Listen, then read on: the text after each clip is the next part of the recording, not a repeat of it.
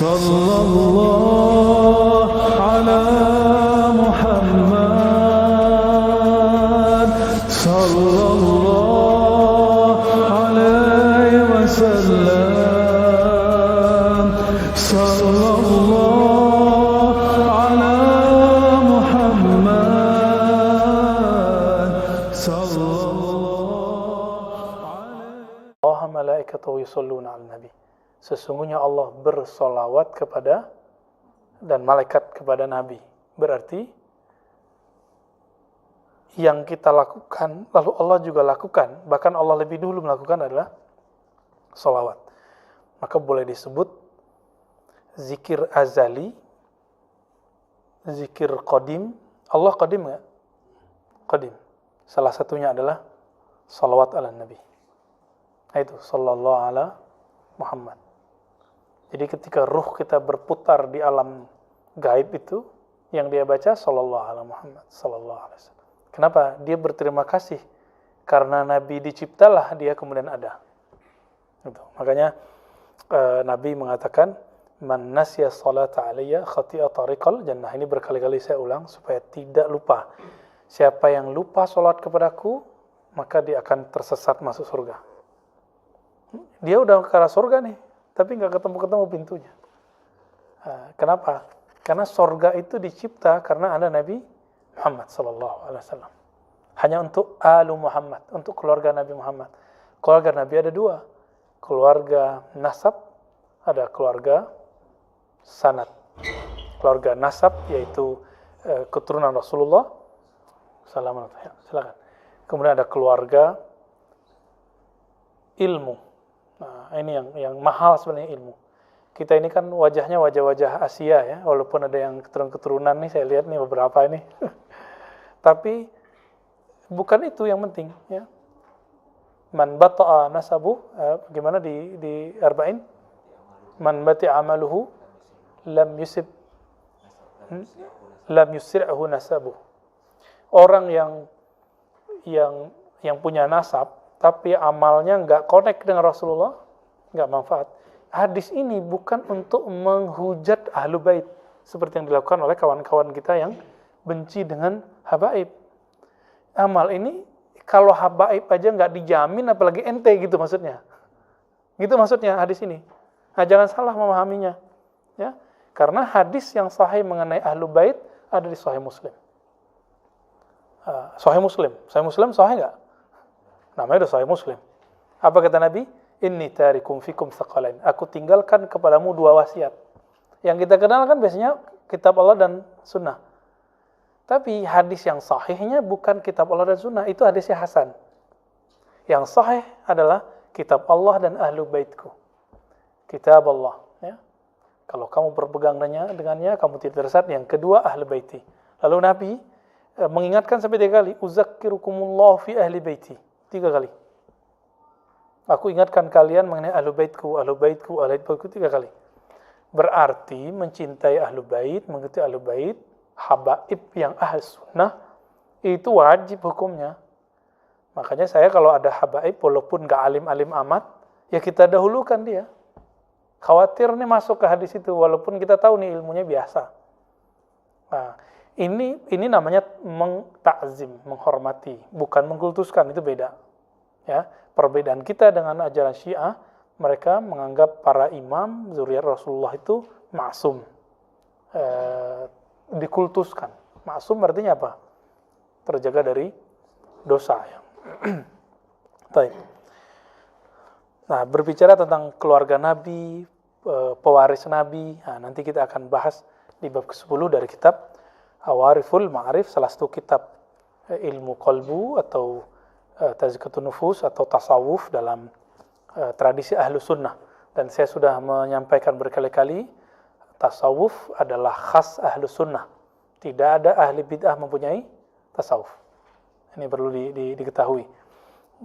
Ya, jadi kalau ada orang mengatakan sufi itu tidak sholat, sufi itu menentang Allah dan Rasul, itu tidak benar.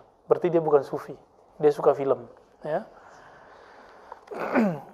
Al-Bab Al-Ashir fi syarhi ratbatil masyakhah.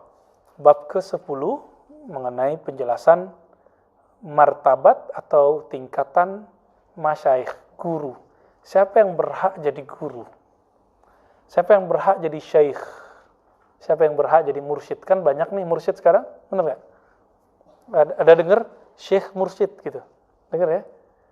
Atau ada yang diangkat muridnya, dinobatkan muridnya jadi mursyid? Atau ada yang nggak ngaku mursyid tapi ngangkat murid? Kalau saya ngangkat murid, berarti saya mursyid toh, walaupun saya nggak ngaku, ya kan? Saya nggak dapat izin mengangkat murid oleh guru.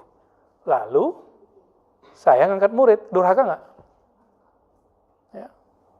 Durhaka. Dan ini banyak sekarang. Orang nggak sabar mau jadi salik jadi murid. Karena nggak sabar jadi murid, lalu mendaulat dirinya menjadi mursyid. Nah ini banyak. Maka banyaklah hari ini, mohon maaf, mursyid-mursyid palsu. Bahkan teman-teman, orang yang dikasih ijazah mursyid pun belum tentu makomnya mursyid. Kok bisa? Ya, kan level mursyid macam-macam. Yang disebutkan dalam kitab ini, inilah mursyid hakiki. Yang kita sebut dalam istilah al-kamil mukammil. Mursyid yang perfect, yang ideal. Bukan berarti mursyid yang sempurna, enggak. Tapi mursyid yang ideal itu, ini yang dibahas di sini. Nah, makom ini adalah makom pewaris para rasul, para nabi, dalam berdakwah dan mengenalkan umat kepada Allah Subhanahu wa taala. Baik, sebelumnya mari kita baca Al-Fatihah. Semoga Allah membuka qalbu pikiran kita dan kita kirimkan untuk muallif hadza kitab, Imam Abu Hafs As-Surawardi. Al-Fatihah. Bismillahirrahmanirrahim. Ya Nasihin Sultan.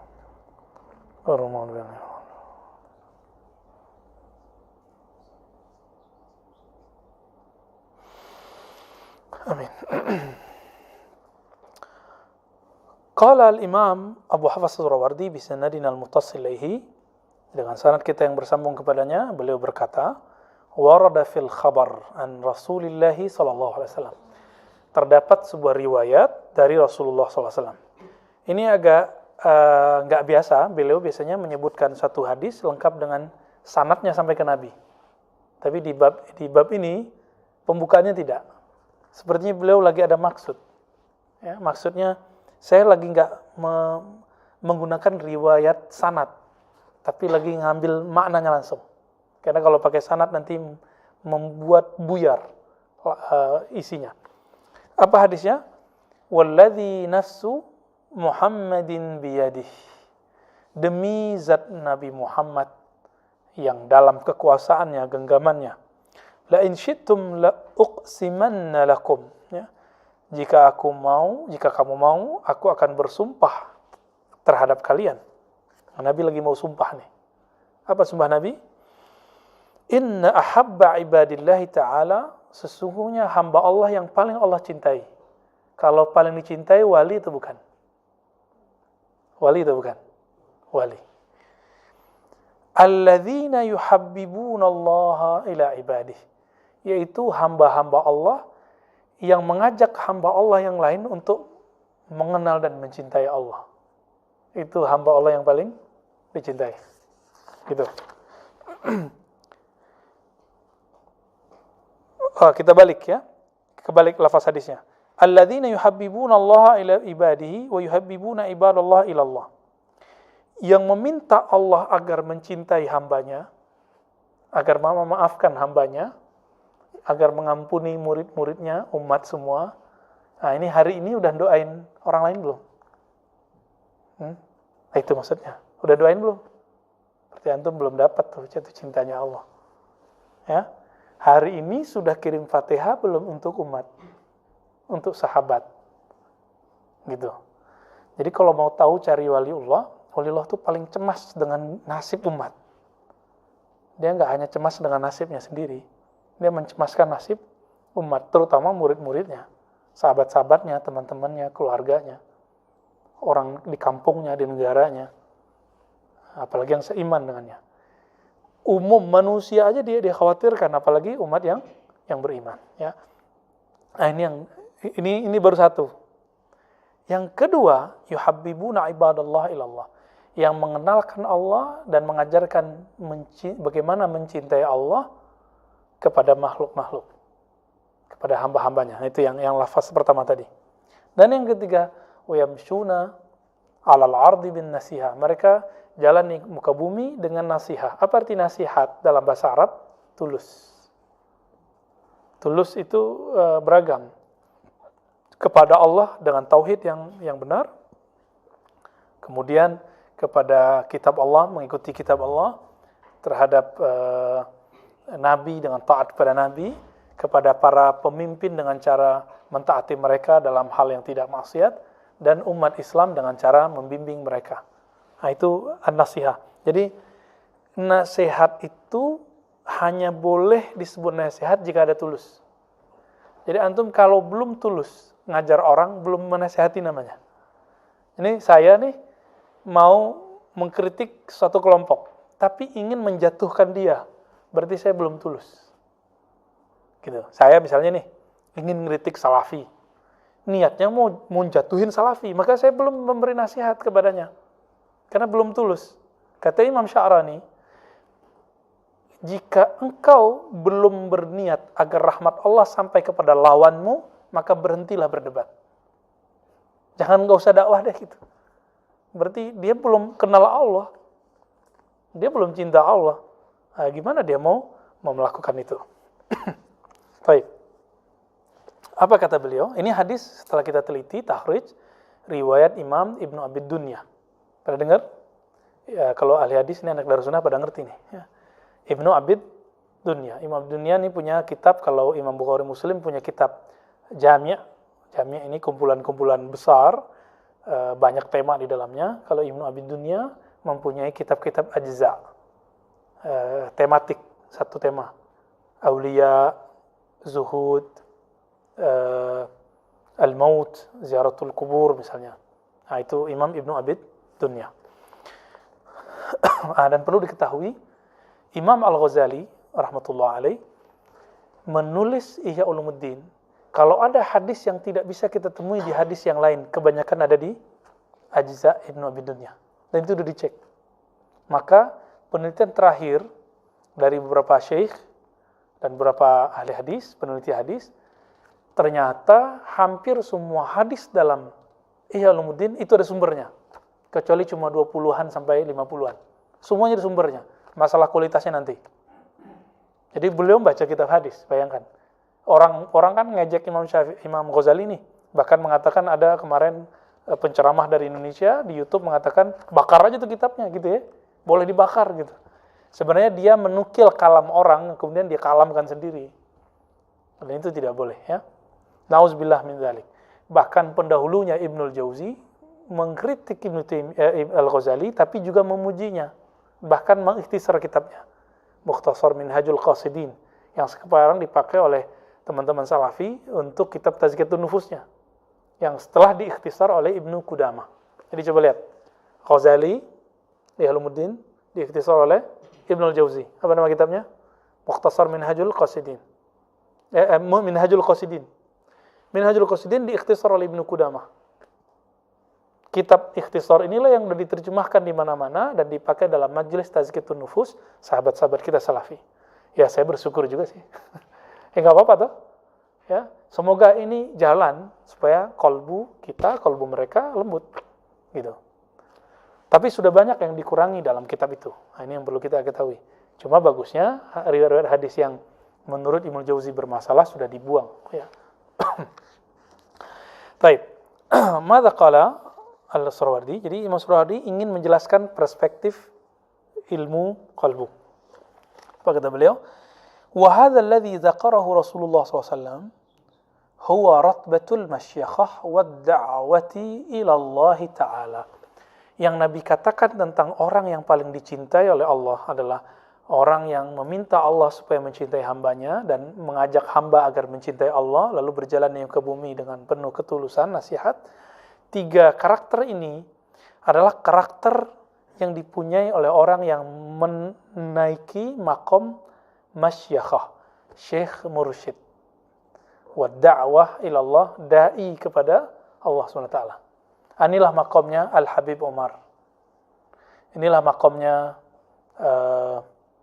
muridnya beliau, adik kelasnya Al-Habib Ali ya, Al-Jufri. Inilah makomnya Syekh Ali Jum'ah, makomnya Syekh Ahmad Thayyib ya. Walaupun mereka tidak disebut mursyid misalnya, kayak Syekh Ali Al-Jufri kan tidak menyebut dirinya, Al-Habib Al-Jufri enggak menyebut diri mursyid. Ya. Syekh Ahmad Thayyib enggak menyebut dirinya mursyid, tapi beliau mencintai umat ya, walaupun ada kritik-kritik dari beliau. Di Indonesia banyak ya, sangat banyak orang-orang yang dapat makom ini. Namun ada yang mastur, tertutup, ada yang masyhur. Nah, kebanyakan mereka mastur. Orang-orang yang mendoakan kita di saat kita lupa mereka, bahkan kita nggak mendoakan mereka, itu mereka mendoakan kita. Nah, ini yang saya katakan tadi. Karakternya apa tadi? 3. Coba antum punya nggak? Minta kepada Allah supaya Allah mengampunkan, merahmati makhluk. Yang kedua, ngajak makhluk untuk kenal kepada Allah, cinta kepada Allah. Yang ketiga, tulus. Tuh, 3 tuh. Jebol 1, coret. Ya, coret. Maka ada orang yang dulu diangkat jadi mursyid, lalu kemudian dia nggak tulus, coret dia. Dia terhapus namanya dari daftar ini. Daftar orang yang dicintai oleh Allah. Mungkin di kalangan makhluk masih dianggap mursyid, syekh, ulama. Tapi di sisi Allah, bukan lagi. Nah, itulah rahasia kenapa ulama kita sering kirim Fatihah. Jadi kirim Fatihah itu bukanlah bid'ah. Kirim Fatihah itu bagian dari mencintai makhluk atau meminta Allah agar memaafkan makhluk. Lianna syekh yuhabbibullah ila ibadihi haqiqatan. Kenapa? Karena syekh itu yuhabbibullah ila ibadihi haqiqatan. Meminta kepada Allah agar mengampuni, menyayangi makhluknya, itu hakiki, nggak main-main, nggak buat-buat. Ya, diam di rumahnya, di khalwatnya, di kamarnya, dalam sunyinya, itu dia mendoakan makhluk, mendoakan murid-muridnya, sahabat-sahabatnya, bahkan umat manusia semua. Apalagi COVID begini nih, mereka paling kencang doanya. Tapi ingat, doa mereka bukan ya Allah, batalkan takdirmu, angkat COVID. Enggak, mereka enggak berani ngomong begitu. Mereka hanya berani mengatakan, ya Allah, jaga umat, selamatkan umat. Coba lihat doa Nabi Khidir yang dinukil oleh para imam sampai ke Imam Syafi'i. Dinukil oleh Imam Suyuti. Apa itu? Allah marham umat Muhammad. Ya Allah, rahmati umat Muhammad. Apalagi? Allahumma aslih umat Muhammad. Ya Allah, perbaiki kerusakan umat Muhammad. Apalagi? Allah majbur umat Muhammad. Ya Allah, bantu umat Muhammad atau unsur umat Muhammad. Mau dia apapun alirannya, mau dia salafi, mau dia asy'ari, mau dia pejabat, mau dia bukan pejabat, ya politisi, enggak politisi, mau dia kiai, murid. Yang penting dia umat Muhammad. Nah gitu. Berarti orang ini nyimpen kebencian enggak di kolbunya. Nah, maka dikatakan oleh para imam kita, siapa yang baca doa ini pagi sore, maka dia diangkat jadi wali abdal. Itu wali tinggi loh. Itu wali paling tinggi untuk di bawah kutub. Di bawah kutub paling tinggi itu abdal. Kenapa? Di hatinya nggak ada kebencian. Nah, teman-teman, di hati kita ada kebencian nggak ke orang? Benci ke lawan aliran, benci ke orang-orang yang beda di organisasi, di tempat bekerja, tetangga. Itu bukan wali. Nyimpan benci nggak wali. Wali itu kalau benci, kalau disuruh benci oleh Allah. Kalau Allah nggak suruh benci, dia nggak mau benci. Gitu. Itu sebabnya wali-wali Allah mewarisi sifat Nabi SAW. Nabi Muhammad ketika dilempar, balas ngelempar nggak? Ketika diejek, balas ngejek nggak? Nah, inilah yang Al-Habib Al-Hakiki. Siapa yang disebut Habib Hakiki? Yang kalau dia dihujat, dia nggak balas menghujat. Dan saya melihat itu ada pada Habib Umar, Habib Al-Jufri. Tapi sebening-bening Habib Umar, nggak pernah jelek-jelekin siapapun, itu boleh dihujat orang. Ya kan? Aneh gak tuh? Baik. Waratbatul masyakhah min ala rutabi min ala ratbi ya, atau rutabi fi tariqis sufiyah. Tingkatan masyakhah itu, syekh mursyid adalah tingkatan tertinggi dalam strata tarekat sufi. Nah, jadi teman-teman, kalau kita belajar fikih, ada yang paling tinggi namanya mujtahid. Masih ingat? Di bawah mujtahid ada tingkat-tingkatnya. Mujtahid mutlak, mujtahid apa lagi? Muqayyad, mujtahid apa lagi? Mujtahid mazhab, mufti, gitu ya. Terus baru muqallid di bawah. Itu istilah muqallid itu kalau di dalam tarekat sufi disebut murid. Mujtahid itu di kalangan sufi disebut dengan kutub. Makanya coba 4 imam mazhab yang bertahan itu imamnya siapa? Nah, kenapa? Karena kutub itu memang dikenalnya 4 kutub utama. Nanti ada kutub-kutub yang lain. Tapi kalau kutub dunia memang 2, utara dan selatan. Jadi setiap ilmu ada fannya. Dalam ilmu hadis ada yang disebut al-hafiz. Al-hafiz adalah gelar tertinggi dalam hadis. Di zaman Nabi ada nggak gelar ini? Nggak ada. Bid'ah nggak? Enggak. Ini ilmu yang sah, mustaqil. Jadi istilah syekh mursyid, arif billah di kalangan sufi, mujtahid di kalangan ahli fikih, usul fikih, hafiz atau imam muhaddis dari kalangan ahli hadis, itu semua istilah baru, tidak ada di zaman Nabi, lalu diadakan sekarang. Diadakan di zaman setelah Nabi. Bid'ah? Enggak. Kenapa orang kemudian sentimen dengan sufi? Karena enggak mengerti analog-analog ini. Gitu. Enggak bisa memajangnya secara al-kul bil-kul ya, secara tepat. Akhirnya yang terjadi, oh dulu di zaman Rasulullah enggak ada tasawuf. Ya berarti di zaman Rasulullah enggak ada fikih juga dong. Di zaman Rasulullah enggak ada ilmu hadis juga dong. Kan gitu jadinya. Nah, enggak, kita enggak ngomong gitu. Di zaman Nabi ada enggak hadis sahih dan hadis dhaif? Enggak ada. Terus ketika dalam tarekat sufi juga sama. Ada ma'rifat yang sahih, ada ma'rifat yang batil. Ada sama. Rawi yang dhaif, ada rawi yang sahih. Di kalangan sufi ada syekh yang kamil, ada syekh yang ghairu kamil. Artinya sama. Syekh yang bagus, syekh yang tidak bagus. Jadi, sebagaimana dalam ilmu hadis, rawi biasa dikritik, maka jangan heran kalau ada ahli sufi dikritik. Itu biasa aja. Dalam fikih biasa nggak kritik-mengkritik? Biasa. Gitu. Jadi, jangan lagi kaget dengan ikhtilafat, perbedaan-perbedaan itu. Baik. Nah, namun teman-teman, apa yang ajib dari penjelasan hadis ini? Beliau mengatakan, mujtahid ke dalam usul fikih, hafiz, kalau dalam tradisi ahli tasawuf, masyakhah, syekh mursyid.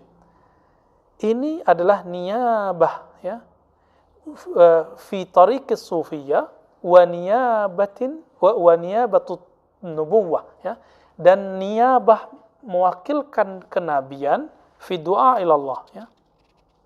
Ratbatil masyakhah itu adalah tingkat tertinggi dalam sufi dan mereka adalah pewaris atau wakil Rasulullah di zaman ini. Jika di kalangan penghafal, jadi ahli hadis, imam ahli hadis sebagai naibnya, wakilnya Nabi, di kalangan ahli hukum mujtahid, di kalangan ahli tasawuf, syekh mursyid. Gitu ya.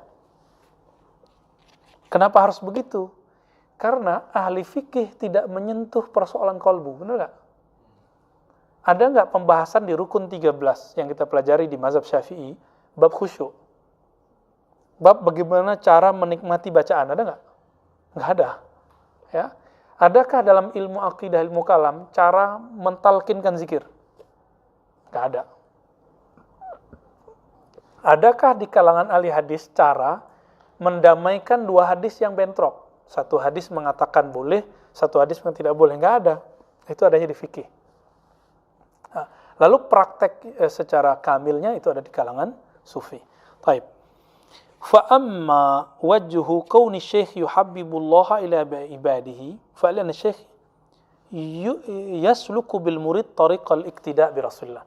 Nah, kenapa para syekh mursyid yang hakiki itu boleh disebut wakilnya Rasulullah?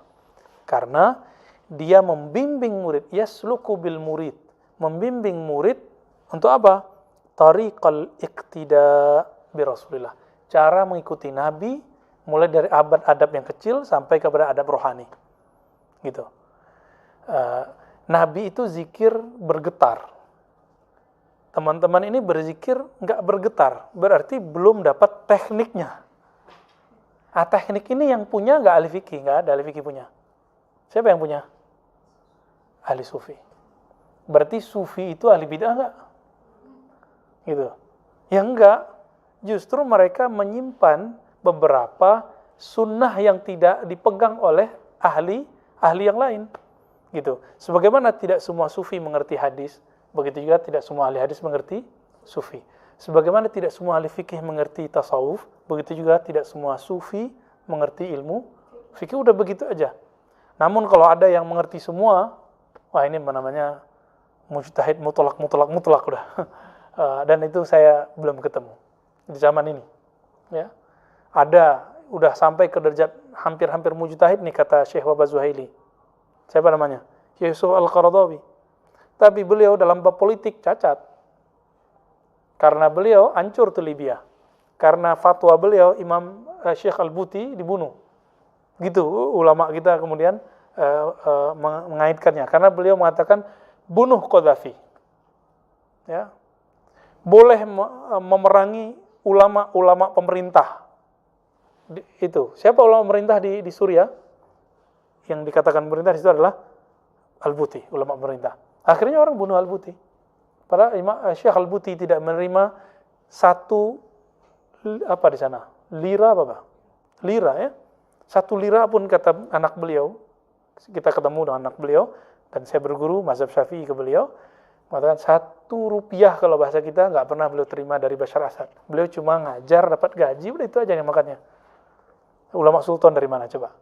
Oke. Wa man sahha iqtida'uhu wattiba'uhu ahabbahu Allah taala. Siapa yang sahih iktidaknya, mengikutinya kepada Rasulullah, cara mengikutinya kepada Rasulullah, ahabbahullah, maka Allah pasti mencintainya. Itulah makna dari surah Ali Imran ayat 31, qul in kuntum tuhibbunallaha fattabi'uni. Teman-teman semua, ayatnya mengatakan kalau kamu cinta Allah, maka ikuti aku. Siapa aku di situ? Nabi Muhammad. Udah lihat Nabi belum? Mimpi aja enggak. Terus gimana cara ngelihat Nabi? Oh langsung aja buka Sahih Bukhari. Lah enggak bisa gitu. Imam Bukhari supaya faham, beliau belajar ke imam-imam ahli fikih. Imam Ahmad beberapa tahun diam, kalau ketemu hadis enggak diamalin. Bingung karena hadis A bertentangan dengan hadis B. Sampai datang Imam Syafi'i ila Baghdad, lalu beliau belajar beberapa bulan dengan Imam Syafi'i. Tapi Imam Ahmad cuma beberapa bulan langsung jadi mujtahid mutlak. Kita udah bertahun-tahun ya mujtahid enggak jelas ya. Mujtahid gadungan. Ciri-ciri mujtahid gadungan apa? Menyalahkan orang cuma karena berbeda. Coba, sekarang muncul mujtahid gadungan. Mengatakan kalau hadisnya dhaif, berarti bid'ah. Ada nggak kaidah begitu? Kalau hadisnya dhaif, bid'ah. Ada nggak kaidah begitu? Nggak ada. Betapa banyak hadis yang dhaif, kalau diamalkan dia bukan bid'ah. Dia dhaif aja gitu. Buktinya coba lihat kitab Al-Azkar An-Nawawi, betapa banyak di situ hadis dhaif yang diamalkan. Ya kan? Kira-kira gimana tuh? Imam Nawawi ahli bid'ah karena dia mengamalkan hadis dhaif. Apa kata Imam Nawawi? Seandainya kamu mendapatkan hadis sahih lalu hadis dhaif, kamu amalkan sahih, tapi jangan lupa mengamalkan hadis dhaif walaupun sekali. Siapa tahu hadisnya sahih, cuma kamu nggak tahu kalau itu sahih, gitu. Kenapa? Ternyata penilaian sahih dan tidak sahih bukan dari Rasulullah, tapi hasil penelitian manusia. Bisa salah nggak? Nah, kita coba lihat. Imam Bukhari nulis kitab sahih, siapa yang ngeritik? Daruqutni. Ya kan? Berarti kitab Sahih Bukhari suci nggak? Enggak. Cuma asal level kita ngeritik Sahih Bukhari, mau taruh di mana muka kita? Ya, enggak pantas lah. Baik.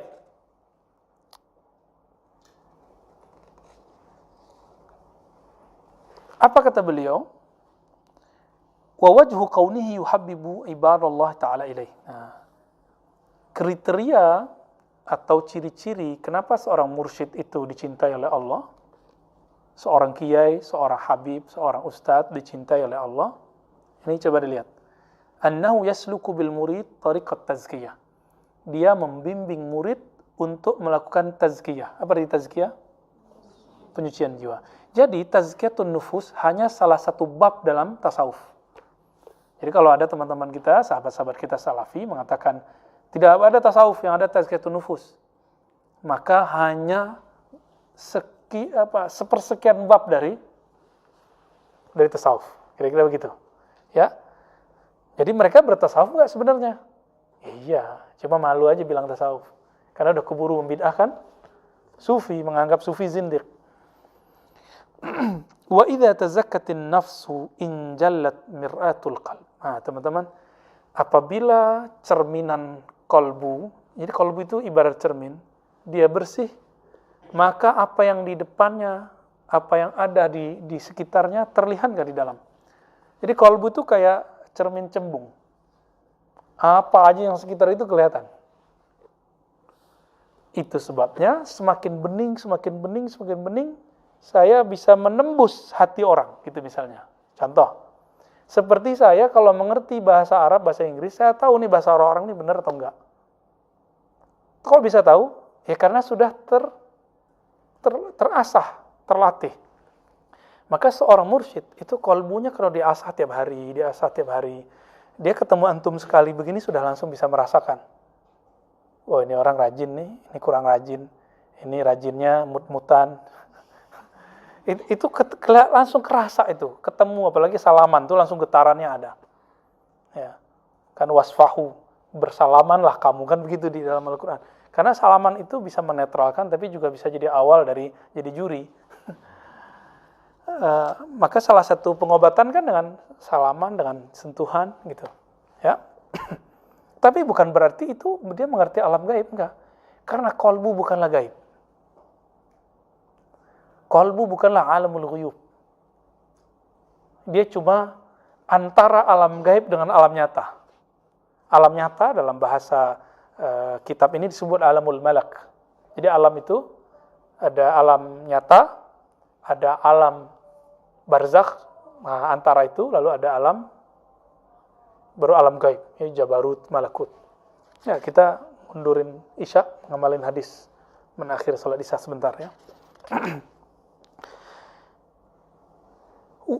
Dan ini nggak boleh disalahartikan, salah gunakan ini. Kalau kolbu udah bening, ya jangan coba-coba jadi juri. Ya. Jangan coba disorot-sorot tuh hati orang, jangan. Nggak boleh. Itu nggak boleh. Kalau lawan jenis bisa pelet jadinya. Ya, nah itu bahayanya. Nanti dia bukan jadi mursyid, jadi sahir, kahin. Jadi tukang pelet. Yang ada apa? Dia memelet Allah gitu. Supaya Allah mau mencintai makhluk, itu yang ada. Jadi pelet hakiki adalah mursyid yang meminta Allah supaya mencintai makhluk, ngajak makhluk supaya cinta kepada, bukan ngajarin orang cinta dia, nggak benar. Enggak. Itu otomatis ke bawah.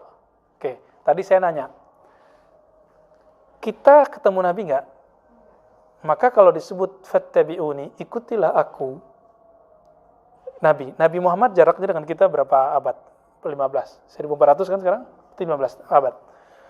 Mungkin nggak langsung mengikuti Nabi. Pakai video sifat sholat Nabi, Ustaz?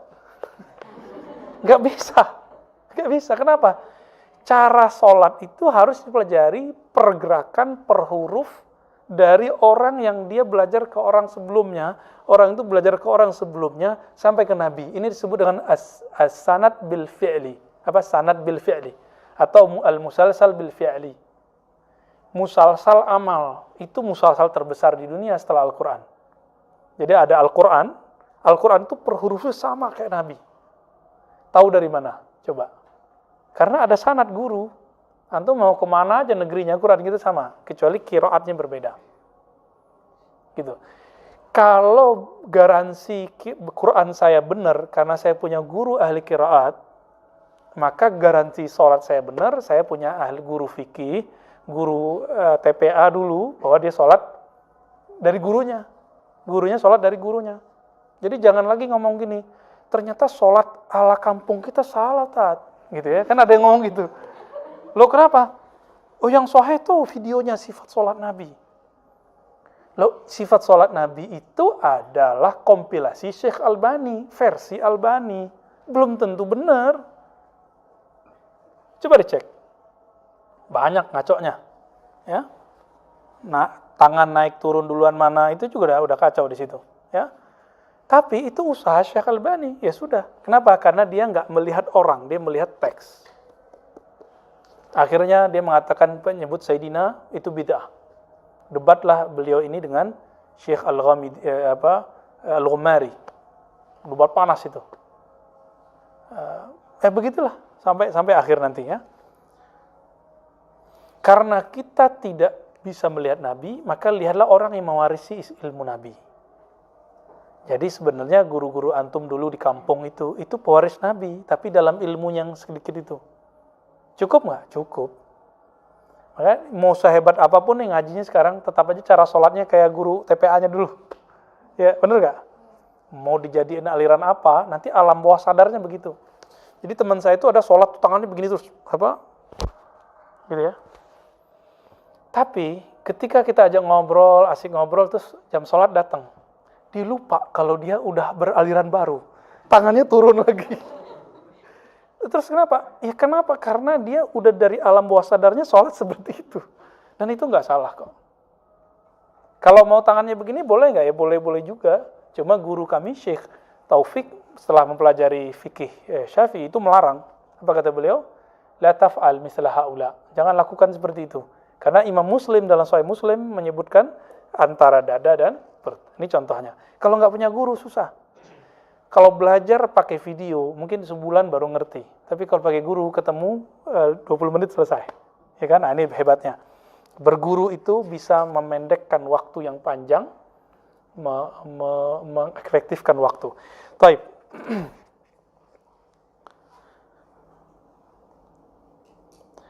Wa naqasat fihi anwarul azamatil ilahiyah. Maka terpantullah dari cermin kolbu itu, apa yang terpantul? Cahaya-cahaya ilahiyah. Maksudnya gini, semakin sering orang itu menyebut nama kekasihnya, nanti kalau alam bawah sadarnya itu menulis nama dia plus nama gitu. Tapi dia itu sering nyebut nama Nabi, maka yang sering dia coret-coret Muhammad. Yang sering dia omongkan Muhammad. Kalau dia itu cinta kepada Allah, ciri-ciri orang cinta, kata-kata lirih yang keluar dari alam bawah sadarnya adalah Allah. Al-mar'u ma'aman ahabba. Inilah yang dikatakan dalam hadis Sahih Bukhari. Seseorang itu akan selalu bersama dengan siapa yang dia cintai. Kalau benar nih, kolbunya kita itu cinta Allah, pasti yang diomongkan Allah. Sakit Allah, senang Allah. Gitu. Udah gitu belum? Ngaji itu lebih banyak mengingatkan kepada Allah daripada nyalahkan hamba-hamba Allah. Gitu. Itu lebih banyak, dominan ya.